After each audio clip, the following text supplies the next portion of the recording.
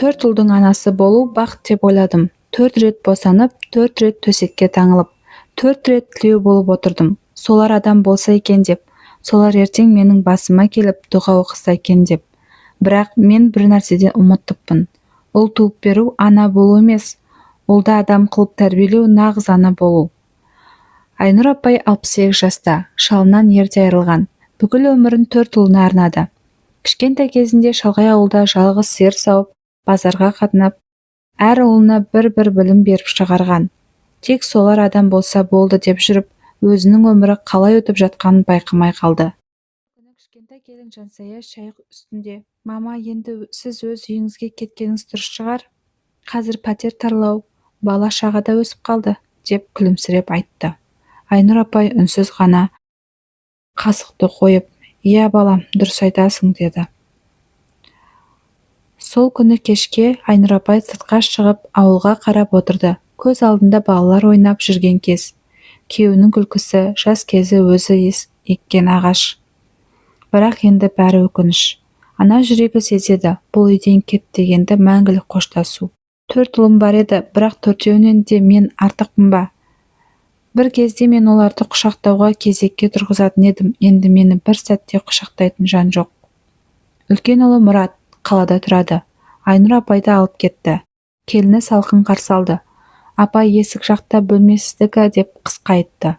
Кешкі асқа дастархан басында отырғанда ешкім апаға қарағанда жоқ. Барлығы телефон шұқылап отыр. Сол сәтте Айнұр апай өз-өзін: «Мен осы үйге сыймаған адам екенмін» деп ішінен. Кейде адамның өмірі көз алдында өртеніп жатқандай болады, бірақ ешкім байқамайды. Бірақ мен әлі де үміттімін, мүмкін басқа ұлымның үйі жылырақ шығар. Адам кейде бөтен үйде жүргендей болады, бірақ мен үшін бөтен болмау тиіс қой. Өз баламның үйінде мен неге үнсіз отырмын? Мен неге өз үйіме қонақ болып келдім? Бір апта Мұраттың үйінде болғаннан кейін, 2 бала оқуға дайындалып жатыр, апаға қиын болады деп сылтаумен Айнұр апайды екінші ұлы Дастанның үйіне жібереді. Дастан жақсы мінезді, бірақ келіні қаталдау. Келіні тік сөйлейді: «Апа, біздің үйде тәртіп бар. Балалар мектепке дайындалып жатыр. Сіз үндемей тыныш отырыңыз». Айнұр апай үй тірлігіне көмектескісі келді, бірақ келіні: «Жоқ, апа, сіз жас емессіз, тек орындықта отырып теледидар көре беріңіз». Бірақ теледидар қосулы емес. Көзі шаршаған ана үнсіз ғана терезеге қарап отырды. Барлық әдеттегідей. Келіні балаға ұрсып жатыр. Ол үндемейді, ал Айнұр апай бір ғана сөз айтады: «Балаға қатты сөйлеме, көзінше дауыс көтеру дұрыс емес». «Апа, мен өз баламды өзім жауап беремін», деді. Айнұр апай үндемеді. Сол түні ұйқысыз өтті. Дастан: «Апа, сіз үшінші інімнің үйіне барып, біраз демалып қайтыңыз. Ана жақта саяжай бар, таза ауа», деді.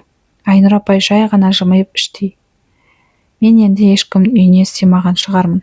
4 үй бар ұлдың анасы болып тұрып, 4 қабырғада ыстық көрпені таппадым. Мен ештеңе сұрамадым, тек жылы сөз күттім. Көп ана балам үшін бәріне дайынмын дейді, бірақ кейде балалар анам үшін ештеңеге дайын емес. Мен бұларға барымды бердім, үстімді бердім, уақытымды бердім, өмірімді бердім. Бірақ олар менің өмірімді қайтармады. Қайтарсын деп сұраған жоқпын, тек шетке итермей қойса болар еді ғой». Айнұр апай енді Ернардың үйінде. Бұл жолы жаңа салынып жатқан коттедж, үлкен үй. Ернар бизнесмен, бірақ анасына көңілі суық. Келімен ортақ тақырып та жоқ. Барлығы мәдениетті, бірақ суық. Бірде кеште Ернар: «Апа, үйдің құжаттарын реттеп қойсаңыз, ертең бәрін сіздің атыңызға заңдастырып алуымыз керек». Айнұр апай сеніп барлық құжаттарды беріп, үйдің оның атына жазып береді. Ал үй марқұм күйеуімен бірге салған, балаларының кіндік қаны тамған үй. Бір аптадан соң бір күн ауылға сол өзінің ескі үйіне барып қайтқысы келіп, ұлы Ернардан көлік сұрайды. Ернар: «Апа, сіз енді ол үйге қайта бара алмайсыз, ол үй сатылып кетті», деді. Айнұр апай таң қалды. «Қалайша? Ол үй менің бар естелігім». Келіні салқын жауап берді: «Апа, қарт адамға қалада тұрған ыңғайлы. Ауылда не бар? Ол үйде біреулер көшіп кетті». Сол түні Айнұр апай бүкіл түнін терезеге қарап ешкімге бір сөз айтпай өткізді. Сол үй оның жалғыз мекені, жалғыз тыныштығы еді. Енді ол да жоқ. Қарағаным қайғы болды. Менің жылдарым сатылып кетті. Менің естеліктерім иесіз қалды. Мен енді өз үйіме қонақ ретінде де бара алмаймын. Ертеңіне Айнұр апай өз бетімен қарттар үйіне баруды шешті. Ұлдарына айтпай кетеді. Қалта телефонын өшіріп тастайды. Жөн сұрап, құжаттарын реттеп, өз-өзін жатқызады. Маған тыныштық керек. Маған енді ана деген сөздің жаңғырығы емес, шындығы керек. Кейбір аналар үнсіз қалмайды. Олар аналық мейірімнен айырылып қалады. Үнсіз қалу емес, жүрексіз баланың анасы болу нағыз жалғыздық. Мен бұл үйге бірінші рет кіргенде қатты қорқтым. Мені ұмытқандардың ордасы сияқты көрінді. Бірақ уақыт өте келе бұл үй менің жалғыз жұбанышым болып шықты. Айнұр апай осы жерде өзіне тағдырлас аналар мен аталармен таныса бастайды. Күн сайын таңертең бірге шай ішіп, естеліктерді бөліседі. Оларда да ауыр тағдыр естиді. Біреуінің жалғыз қызы 10 жыл күтсе де келмеген, біреу туған бауырынан көрген. Айнұр апайды туған күні ешкім күтпеген еді. Бірақ таңертең бөлмесіне кіріп келіп, туған күніңмен Айнұр апа деп, барлық тұрғындар бір гүл, бір тәтті алып келді. Бұл соңғы 10 жылдың бірінші рет туған күн атап өту еді. Балалары мен ұмытты. Бірақ өмір ұмытпаған. Мен мұнда адам секілді күлудемін, қайта үйрендім. Мен мұнда адаммын. Кешке қарай тәрбиеші қыз келіп, апа есік алдында бір кісі сізді іздеп келіпті деді. Айнұр апай шығып, 4-ші ұлы Нұрсұлтан келіп тұр, қолында гүл, көзінде өкініш. Апа, мен бәрін естідім. Не істедік біз сізге? Айнұр апа үнсіз. Апа, мен сізді үйге алып кетемін. Сізге арнайы бөлме жасаттым, күттім. Айнұр апа баяу күлімсіреп. Бөлме емес балам, жүректен орын беру керек еді. Қарттар үйі жалғыздықтың мекені емес, о адамдардың естен кеткен мейіріммен еске түсіретін соңғы аялдама. Адам жүрегі кешіре алады, бірақ ешқашан бәрін ұмыта алмайды. Жара жазылады, бірақ тым жүректе мәңгі қалады.